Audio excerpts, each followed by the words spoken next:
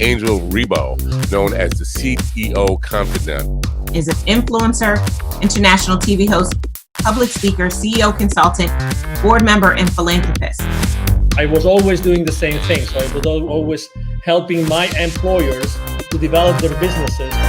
I think that business leaders now need to be conscious like never before. They need to hear different messages. Angel has empowered more than 1,500 CEOs in 33 different countries and speaks 5 languages.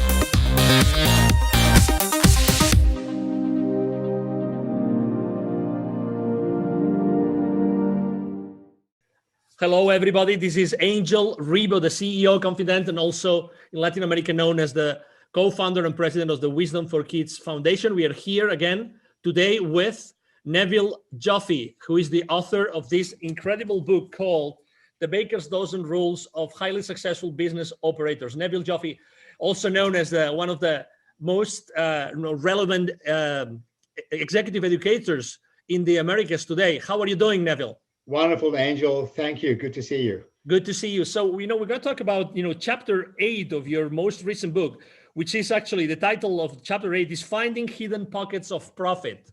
So it couldn't be more relevant for today's what's going on in the economy, right? So it's having to do more with less. So how have you typically seen that corporations can find, those hidden pockets of profit? Angel, what worked a year or 2 or 3 ago, 2 or 3 years ago, rather, it might have been a good decision then. It doesn't mean it's a good decision now. And I believe it's incumbent upon people to keep reevaluating process and resources. And there's so much waste. And I think that one of the good thing, if you will, for the want of a better word, given this COVID situation today, one of the good things that has come about is people, because resources are now becoming scarce, money in particular, and customers and so on, a lot of companies are now looking at redundancies. And there was never a better time to do this, to reassess process. And there are so many redundancies in the market today, in businesses today, that want us to reassess, do we really need X, Y, and Z? Do you think that, by the way, I forgot to say something before, which is, Neville has helped more than, 20,000, has trained more than 20,000 business operators and executives in large companies in the world, like Bombardier, like Campbell Soup, like Hallmark Cards. So, according to your experience, Neville, how easy it is to find those hidden pockets of profit in corporations today? Angel, it's very simple, but it's not easy. Okay. There's a lot of emotion involved. And in my experience, one of the good practices that I support and I recommend to clients is to do what I call the test of deprivation. Okay, what is that? People need to take a look at processes and ask themselves, what would happen if this process didn't happen? What would happen if we didn't have this meeting? What would happen if we didn't generate these reports? What would happen if I didn't need X, Y, and Z? And it's amazing how many processes that cost money are taken for granted. We just say we're doing it. One of the terms that I have so much difficulty accepting is when you ask somebody why they're doing something, and they tell you, because we've always done it like that.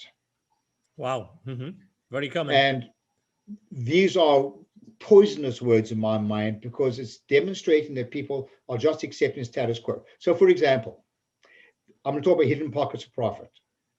When you go to a meeting, I wonder how many of our listeners have said to themselves, and they go to a meeting, what am I doing at this meeting? Totally. Every time I've worked with people in workshops when we're delivering business acumen lessons, usually there's a roar of laughter. Well, this is actually not so funny, because you work out how much productivity is taken out of the workplace because people are sitting in meetings where they have no business to be in. So I recommend that you work on that, and I've done this in my own companies, that they work on a hierarchy, if you will. Everybody who should be upside down. Everyone who should be at their meeting starts off, and as you move down the agenda, those people that have no right or no need to be present for that topic have the ability to leave. that you should have maybe 2 or 3 people left at the end. So just as an example, these are the hidden pockets of profit. How many times are people CC'd on emails? There's no way they should be involved in it. Or receiving photocopies of documents they have no right to be receiving. So these are some of the hidden pockets of profit. They may seem small, but they add up. Obviously, after training 20,000, business operators and C-level executives, I mean, you've learned a lot of lessons, right? So where do you think that it's easier to find those gems? Angel, on the top corner of my screen, you'll see the framework of what we do. We're in business to drive sustainable profits and cash flow. That's why investors invest in a business, whether you're a privately owned company, a venture capital owned company, publicly traded company, you're in business to drive sustainable profits and cash flow. But we also want to hold our people accountable for what they do. But it's not reasonable to hold them accountable if we don't engage them and educate them. It is therefore incumbent upon managers, leaders, etc. in organizations to engage the employees in the process and to have a completely open and transparent environment and talk about these redundancies. Find a way of incentivizing people to find these redundancies and get rid of them. Because we're carrying so much fat in organizations unnecessarily, regardless whether we're making a profit or not. These types of redundancies need to be examined all the time, but you can only do that through engagement. I would like to bring the people again, our audience, back to the book. And the reason is that this book is pretty unique in the sense that you can open it flat. Sorry, we have this, this background, electronic background. But you can open it flat. And actually this chapter, interestingly enough, the finding, hidden profits of profit is one of the chapters that has more questions. So that, there's, this book has a lot of pages for notes. And probably the reason is that there are so many sources of potential, redundancies and places in the organization right now to find these hidden pockets of profit. Does it make sense at all, Neville? Yeah, I designed this book, Angel. I try and keep things efficient. I don't waste words unnecessarily. People are busy. They haven't got time to read a lot of nonsense and repetitive stuff. I have a philosophy, just, say what you need to say and get on with it.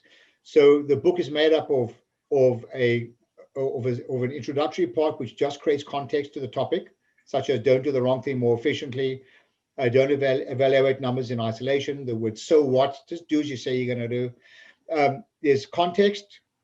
Then there's a bunch of questions to really get the reader to do a deep dive into some of these questions they should be sharing or asking their colleagues, employees, whatever. And there's places for notes.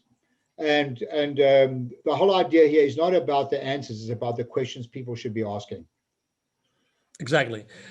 Neville, I would like to ask you also, this is your latest book, and what does this book represent? Because you have written many books, including textbooks for colleges. What does this book represent in your career? This for me, Angel, is a legacy. As you can see, I'm only 50 years old, plus a lot of tax. This is part of a legacy for me.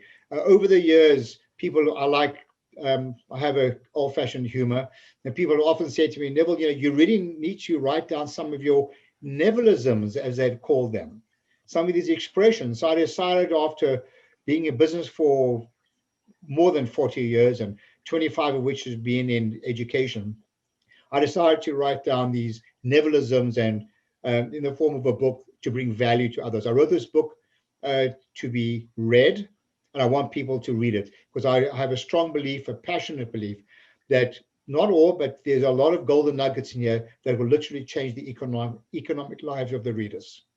Excellent. If people would like to reach out to you, Neville, what's the best way to connect? Just email me. I love a good chat, in case you didn't notice. It's Neville, Neville, @bizwisdom,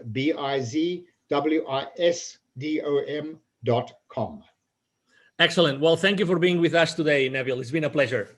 You're very welcome, Angel. The pleasure was mine.